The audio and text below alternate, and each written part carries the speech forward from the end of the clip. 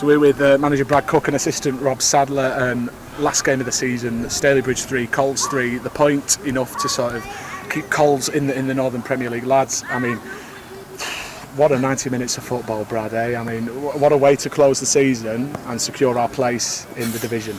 If you was a neutral here today, yeah, absolutely. But for us on that sideline and for the lads on the pitch, I don't think I've ever felt like that. This club's had a hell of a lot of success over the years.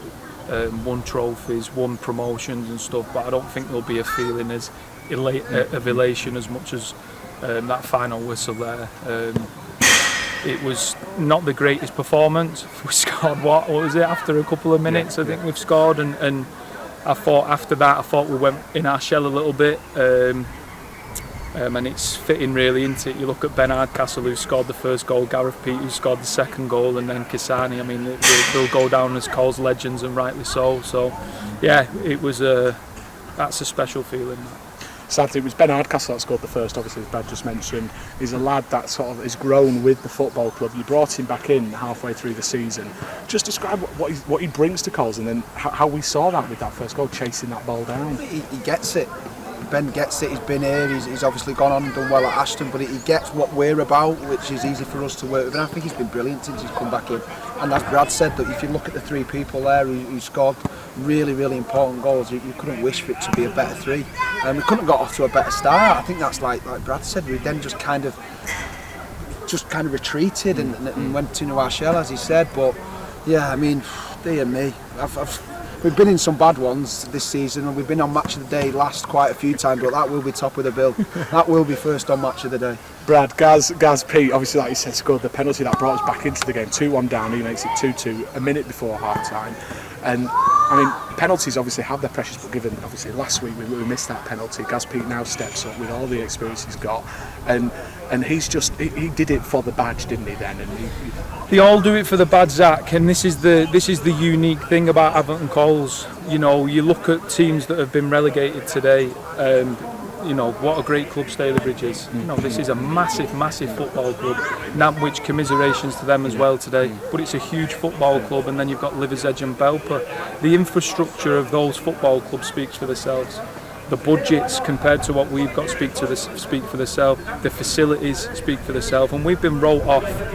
When we walked through the door nearly 4 years ago, we got wrote off by everybody, and it was a tough time. And we was a sinking ship at the time, 12 points after 14 games, and 3.5 years later I'm stood here with my best mate, one of the best moments I've ever had in football, and I couldn't be prouder. I could not be prouder.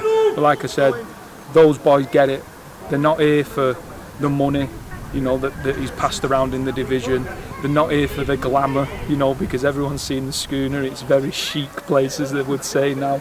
They're here because, one, for us, and two, because they want to be here for the badge. Gaz Pete epitomises that. Poor first half, and he's done that under absolute massive pressure. And Gaz Pete's there's been a lot of questions asked to Gaz this season. And when you need someone to stand up, he's delivered, and we couldn't be prouder, like we said. And just describe for me, Brad, how you felt when Marcus Kisani scored that equaliser. It was a goal almost, to make it 3-3 this is, to secure our place in the division. It was an individual piece of quality, wasn't it? He doesn't score tap-ins, does he? It's as simple as that. He doesn't score tap-ins, and Sad said to me when the board went up with 4 minutes, if there was one lad that we would give us everything since coming into the football, and I mean everything, playing out of position, scoring important goals, it'd be Marcus Kisani that we'd want at the top of that list. And he's done that out of absolutely nothing when we were on our knees. We were on our knees after conceding a really, really sloppy goal. So, yeah, the moment when it's gone in, I like I said, I've won a lot. The lads in there have won a lot. Never felt anything like that. And Sad, just describe how it feels. It's been a long season, down to the final day.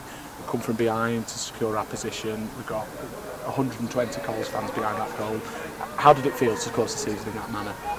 Just so us. Yeah. So unnecessary, if I'm being honest. So unnecessary, and I've said that to him. I made the mistake a couple of weeks back of saying I don't care how we do it, but we stay in the division, but I didn't think we'd do it like that. But, as Brad said, there's some huge football clubs going out with this division, and when 4 went down, and we knew that in the summer, we knew it was going to be a tough ask, and we've scraped in. Let's not, make no bones about, we've scraped in, but that's what we've done. I think the objective for us at the start of the year was to stay in the division and get to a cup final, and by hook or by crook, we've done it. So massive credit to the players, massive credit to everybody involved at the football club, because it takes a big effort for Atherton Collieries to stay and remain in this division.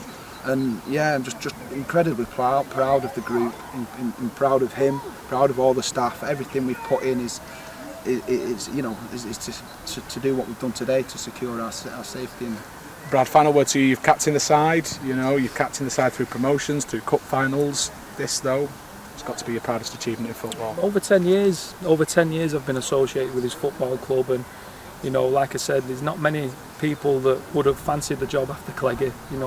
He's the most decorated manager that there will ever be in Atherton Colls history for what he did to the football club. I'll be honest with you, I didn't even want it. Paul Gregg, when we met Paul Gregg, he gave me an SOS call, and when your club comes calling, you've got to answer. It's as simple as that, and we've done that. We've delivered today. We've delivered since we've walked in. And yeah, it might seem to people from the outside that we've stayed in the division and what, but the reality is for this football club to compete time and time again, as we've done all season. We lost some big players in the summer with big characters, and we brought in youth. We've been able to go to South Shields, Gainsborough, beat Bamber-Bridge, Radcliffe. We've been able to go, 6 points. We've been able to mix it with the big boys this year. Did we run out of steam? Absolutely, we've run out of steam. There's no doubt about it. But we've put the work in to get us over the line. And yeah, out of all of my achievements, this will go down as the best one, because there is nothing more difficult as managing a football club. There's nothing more lonely as managing a football club. I certainly couldn't do it without this guy next to me. I wouldn't do it without this guy next to me, and he deserves the credit as well. And like I said, to be standing next to my best mate, probably the pinnacle of what we've achieved so far in our career, is mind-blowing. Well, gents, congratulations. This is a trophy in itself. I think. So really well done. Thank you, mate. Hey, listen, and thank you to you guys as well, the men behind the cameras. You deserve it as much as everybody else, as well as the football club. So you never show your face. You only see your dulcet tones, but thank you to you lot as well. Cheers, Brad. Cheers. We'll catch up with you on Wednesday.